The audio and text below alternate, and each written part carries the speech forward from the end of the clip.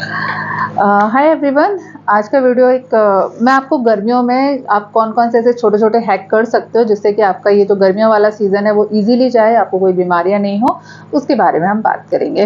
Video का idea कहाँ से आया? मेरे घर पर भी एसी फिट करने वाले व्यक्ति आए थे, तो उन्होंने बोला कि उनको ना 2-2 3-3 घंटे जब वो एसी फिट कर रहे होते हैं या कहीं सर्विसिंग के लिए जाते हैं तो आउटर यूनिट पे काम करना होता है। वो आउटर यूनिट छत पर रखी रहती हैं ज़्यादातर, तो धूप में 1-1 2-2 घंटे कई बार काम करना पड़ता है। फिर मेरे मन में ख्याल आया कि बहुत सारे मज़दूर हैं जो कि धूप में बहुत ज़्यादा लंबे समय तक के लिए काम करते हैं, और भी काफ़ी सारे लोग हैं जिनका फील्ड वर्क है, जिनको इतनी गर्मी में धूप में बाहर घूमना होता है। तो वो ऐसी क्या चीज़ कर सकते हैं जिससे कि उनको गर्मी के जो साइड इफ़ेक्ट हैं वो कम से कम हो और धूप की वजह से जितनी भी हेल्थ प्रॉब्लम आती है वो कम आए। तो आज की वीडियो में हम ऐसी कुछ इंपॉर्टेंट टिप्स के बारे में बात करेंगे जो आप ईज़िली कर सकते हो। कुछ बेसिक चीज़ें हैं जो आपको पहले से पता है, उनको मैं स्टार्टिंग में ही बता देती हूँ कि पानी खूब ज़्यादा पीना है, नमक शक्कर का घोल बनाकर पीते रहना है, इलेक्ट्रोल पाउडर जिसको हम बोलते हैं, ओआरएस का पाउडर वो लेते रहना है, गन्ने का जूस पीना है। गर्मियों के सीज़न में गन्ने का जूस तो बहुत ही इंपॉर्टेंट चीज़ है। नींबू पानी की शिकंजी बनाकर पीते रहना है। ये बेसिक चीज़ें हैं जो आपको पता है, वो मैंने स्टार्टिंग में बता दी। अब जो चीज़ें एक्स्ट्रा हो सकती हैं उनके बारे में हम बात करेंगे।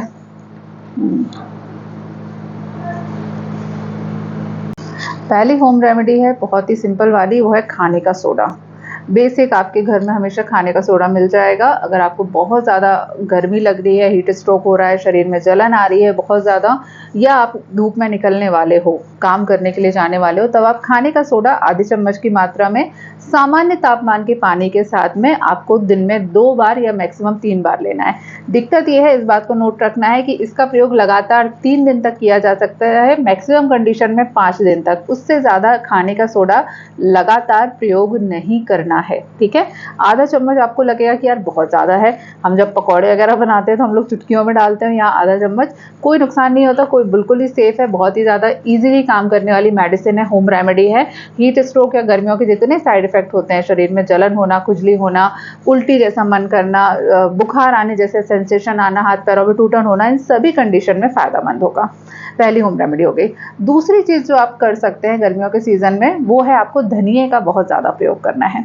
धनिया को बहुत अच्छे से ध्यान से सुनिएगा। बहुत लोगों को लगता है कि धनिया ठंडा होता है, लेकिन ये केवल ठंडा नहीं होता। आयुर्वेद में इसे मधुर विपाक उष्णवीर्य की औषधि माना जाता है। मतलब इसकी कुछ प्रॉपर्टीज़ होती है जो उष्णवीर्य होती है, कुछ प्रॉपर्टीज़ होती है जो कि मधुर विपाक के कारण काम करती हैं। धनिये की जो पत्तियां होती है, अगर आप इसे घोट कर इसका जो रस निकालेंगे वो ठंडा होता है, ठीक है? लेकिन इसी धनिये को यदि आप जो आप चटनी बना लेते हैं ना, कि आपने धनिया लिया, उसमें साथ में आपने मिर्ची डाल दी, थोड़ा बहुत लहसुन डाल दिया, अदरक डाल दिया, उसके बाद जो चटनी बनाकर आप प्रयोग करते हो, सोचते हैं कि धनिये की चटनी है, पुदीने की चटनी है, ये फायदेमंद होगी, तो वो कुछ फायदेमंद नहीं करेगी, ठीक है? वो नुकसान करने वाली है आपको, क्योंकि धनिया ऑलरेडी उष्णवीर्य की औषधि है। यदि आप उसे मिर्ची और काली मिर्च और प्याज इन सारी चीज़ों के साथ में मिला दोगे तो ये उष्णवीर्य की औषधि हो जाएगी, फिर ये आपको एसिडिटी करने लगेगी। तो धनिये का आपको प्रयोग करना है तो धनिये का केवल रस निकालना है, इसे पानी में घोलकर थोड़ा थोड़ा करके दिन भर में पीते रहना है ना? थोड़ा थोड़ा करके, एक बार में बहुत ज़्यादा नहीं पीना है, अदरवाइज आपको एसिडिटी होने लगेगी। लेकिन अगर आप थोड़ा थोड़ा करके दिन भर इसे पिएंगे तो फायदेमंद रहेगा। दूसरा, यदि आपको गर्मियों की वजह से रात को सोने से पहले पैरों में जलन मचने लगे, कई बार ऐसा होता है ना, काम करके आते हैं, दिन भर जूते पहने रहते हैं, फिर रात में आपको पैर बहुत ज़्यादा जलते हैं, गर्माहट महसूस होती है, ऐसी कंडीशन में धनिया के बीज होते हैं, जो खड़ा धनिया हम उसको बोलते हैं, इसे आप दूध के साथ में उबाल कर, मतलब कि क्षीर पाक बनाकर प्रयोग करेंगे तो भी फायदेमंद होगा, ठीक है? तीसरी कंडीशन में आप धनिया का प्रयोग कर सकते हैं, यदि आपको सुबह सुबह गर्मियों के सीजन में रात में आपके यहाँ लाइट नहीं रही है, आप गर्मी है बहुत ज़्यादा, या फिर एक कमरे में बहुत ज़्यादा लोग सोते हैं जिसकी वजह से नींद प्रॉपर नहीं आ रही है, सुबह के समय पर आपको उल्टी, चक्कर, घबराहट महसूस हो रहा है, ऐसी कंडीशन में अगर आपको इस प्रकार की कंडीशन है, तब आप क्या करें, धनिया लीजिए, नॉर्मल धनिया का पाउडर लीजिए, इसे 1 गिलास पानी में रात को पानी में गलाकर छोड़ दीजिए, और सुबह के टाइम पे इसे हल्का सा छान करके और मसल करके, हाथ से थोड़ा सा मसल करके, छान करके इसको पीना है, वह भी फायदेमंद करेगा। तीनों होम रेमेडीज का आप प्रयोग कर सकते हैं अलग अलग कंडीशन के हिसाब से, ठीक है? तीसरी चीज जिसका आप प्रयोग कर सकते हैं बहुत ही आसानी के साथ में, वो है दूर्वा, दूब घास, जो हम भगवान गणेश जी को चढ़ाते हैं। दूबा बहुत ही ज्यादा शीतवीर्य की औषधि है, आयुर्वेद में इसका बहुत ज्यादा प्रयोग किया जाता है, बहुत सारी मेडिसिन में कंपोजिशन में दूबा का हम प्रयोग करते हैं। दूबा आपको गर्मियों में आसानी से मिल जाएगी, सॉरी आसानी से नहीं मिलेगी क्योंकि घासें सूख जाती है, तो आपको घर पे लगानी पड़ेगी। लेकिन ये ईज़िली उग जाती है, आपने एक बार लगा ली, उसके बाद आपको केवल पानी देते रहना है, उसके बाद वो ऑटोमेटिकली हरी बनी रहेगी।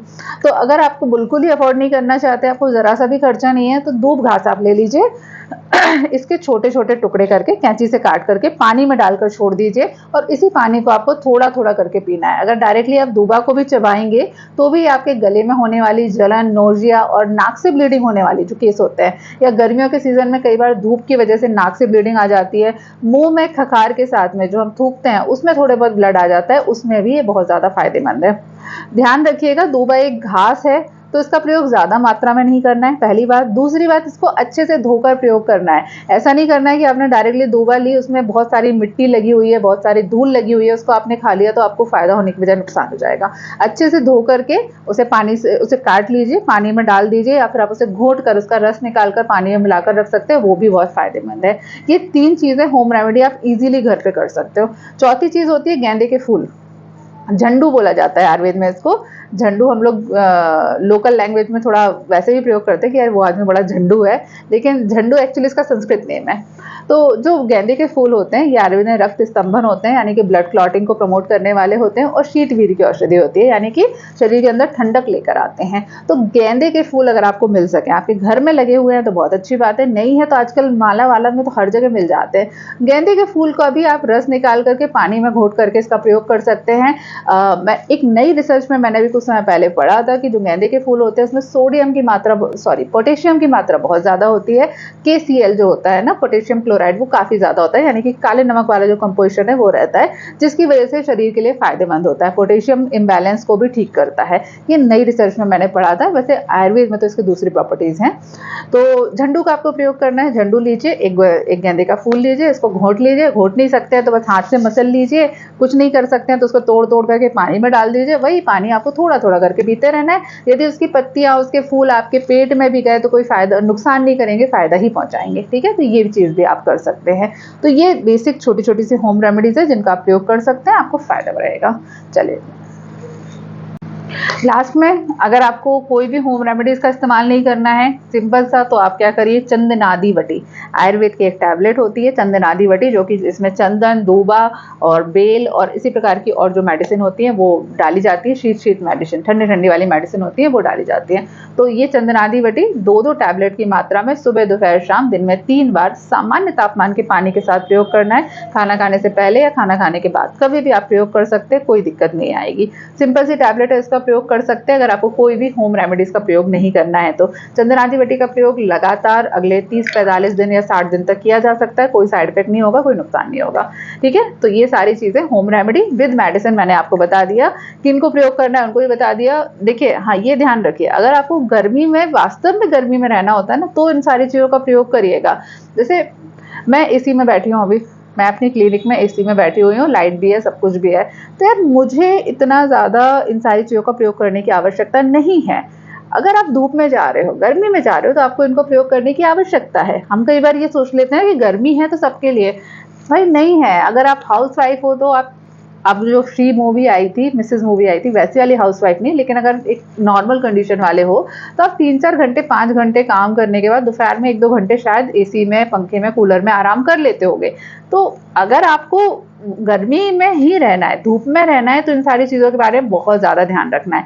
अगर नहीं रहना है, नॉर्मल आपकी लाइफ स्टाइल है, आप घर में एसी, पंखा, कूलर एंजॉय करते हो, अगर आप ऑफिस जाने वाले व्यक्ति हो और अपने कैबिन में, एसी कैबिन में बैठ के काम कर रहे हो दिन भर, तो आपको इतनी ज़्यादा गर्मी की टेंशन लेने की और इतनी सारी होम रेमेडीज़ को फॉलो करने की आवश्यकता नहीं है। ज़रूरत के हिसाब से 1-2 होम रेमेडीज़ का प्रयोग कर सकते हो। लेकिन अगर आप धूप में काम करते हो, आप मजदूर हो, आप आउटडोर में काम करते हो, तो आप ये सारी होम रेमेडीज़ का बिल्कुल नियम बनाकर प्रयोग करिए, तो गर्मी के समय जो भी साइड इफेक्ट होते हैं ना, वो आपको नहीं होंगे। चलिए, नेक्स्ट वीडियो में मिलते हैं, तब तक के लिए stay healthy and be happy. Good bye.